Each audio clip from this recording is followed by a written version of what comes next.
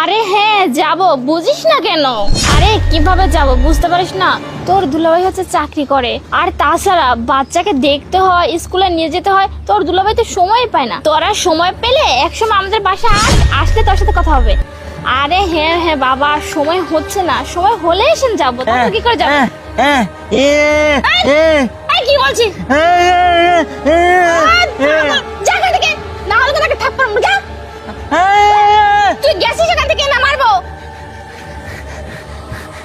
Hello, আরে আর বলবেন না, একটা পাগল আসছিল তো, এসে বিরক্ত করতেছে।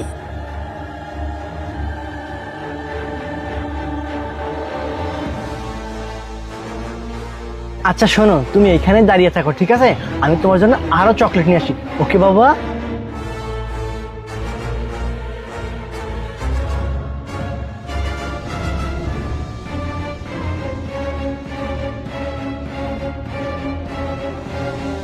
হ্যালো, হ্যাঁ বাচ্চাটাকে আমি আনছি, আমার কাছেই আছে। এই গাড়ির মধ্যে বসায় রাখছি, চকলেটের কথা বলতেছি।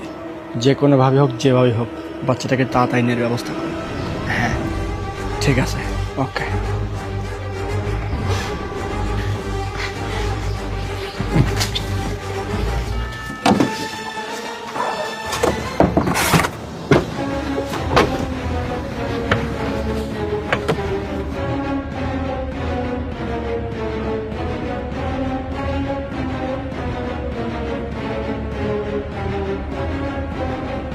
বসো বাবা বসো, এই তো আমরা কিছুক্ষণ পরে চলে যাবো। তোমাকে এত চকলেট দিব। ওকে, আসতেছে না কেন এখনো?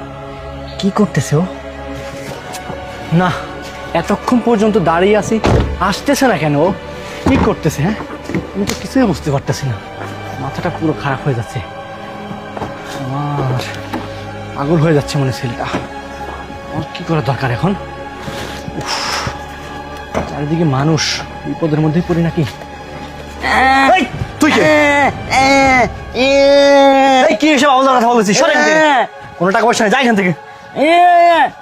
সর বলতিস, আমার কাছে কোনো টাকা পয়সা নেই।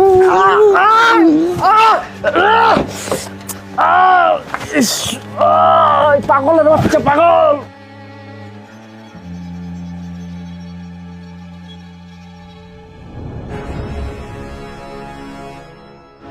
চুপ চুপ চুপ চুপ, কোনো কথা কও না।